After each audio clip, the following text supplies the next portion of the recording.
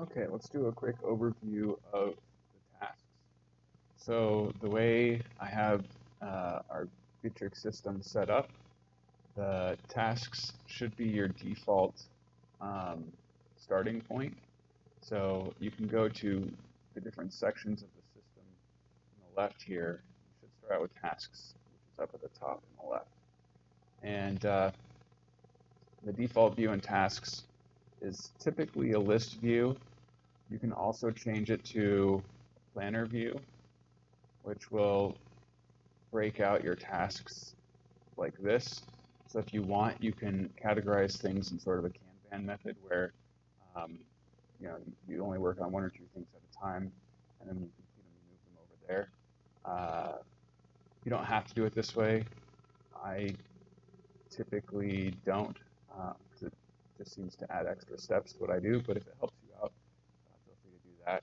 You can also do it in a Gantt chart, which is basically just a calendar chart that shows you all the tasks going on. And you can see here when a task is red, that means it's either high importance or past due. If we go back to list view here, you can see that these move to pipeline tasks are important because they have a little flame next to them. And they're red because they're past their deadline. So today is well, I guess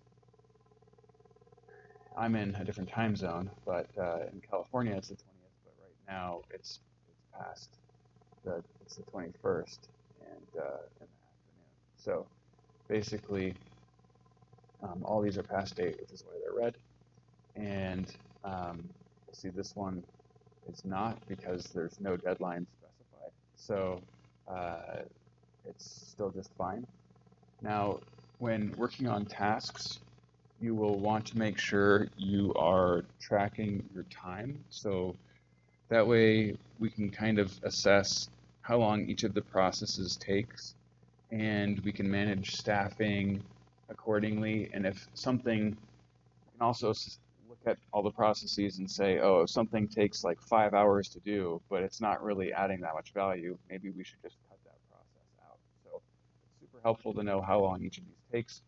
And you can track how long they take just by clicking here on the pause or play button, and it'll start recording the amount of time that's spent on that task. When you complete a task, you can click on this button right here and click finish, and that will complete the task. You can also do a number of other things that you see here. So you can defer the task, which means you postpone it to be done later. You can start the timer again. You can copy the task, which just duplicates it. You can add it to your daily plan, which if you do that, will go into your daily planner. And you can create subtasks. So if I wanted to create some bullets to this task, I could add them in here. And another thing to note is if I were to create a new task, sometimes these tasks won't have the timer. Like this new task doesn't have a timer. So what I would want to do is add a timer. So I can just open the task, and then if I go to edit, down here, what I want to do is enable time tracking. So I just click this box for time tracking. I'm done. It will track the time that I spend on this task. So I can either start the time tracker by clicking here, and then it'll start tracking the time on the task. Or in the task window down here, see it's starting to track the time, I can just click on pause to pause the time. So that's kind of a high-level overview of the tasks section. You can filter by different statuses. So in progress, completed, deferred, overdue, almost overdue.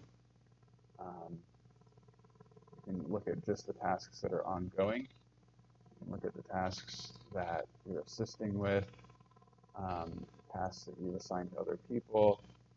If you're following a task, which I don't think we'll do that often, and then a few other things. I might get rid of these because they're probably not that necessary. So anyway, it's a quick overview of the tasks section. Hopefully that's helpful. And if you have any questions, just add them to below the video. I'll try to answer them in the text